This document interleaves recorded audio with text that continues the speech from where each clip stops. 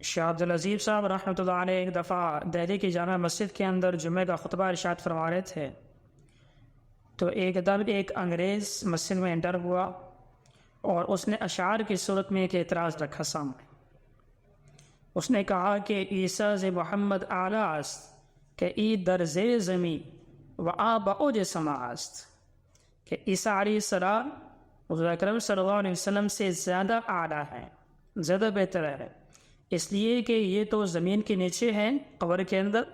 اور وہ آسمانوں کے اوپر ہے۔ بڑا عجیب اعتراض اس نے کیا،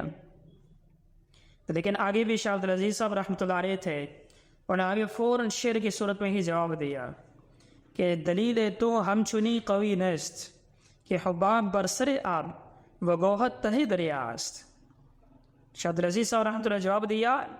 کہ تمہاری دلیل بھی اس کے اندر کوئی طاقت نہیں ہے، اس لیے کہ جو بلبلہ ہوتا ہے وہ پانی کے اوپر ہوتا ہے اور جو موتی ہوتا ہے وہ سمندر کی تہہ کے اندر ہوتا ہے۔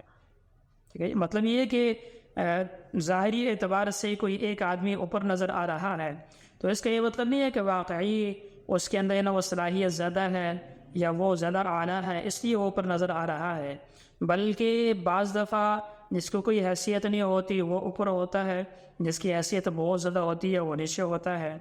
تو اسی طرح ایک قیمتی موتی اگر آدمی نے نکالنا ہو تو اس کے لیے سمندر کی تہہ کے اندر جانا پڑتا ہے، لیکن اگر کوئی بلبلہ آدمی نے دیکھنا ہو تو پانی کے اوپر ہی آدمی کو بلبلہ نظر آ جاتا ہے۔ تو اسی طرح اب حضور اکرم صلی اللہ علیہ وسلم کی ذات سب سے زیادہ اعلیٰ اور افضل ذات ہے، اور عیسیٰ علیہ السلام یہ تو مسلمانوں کا عقیدہ ہے نا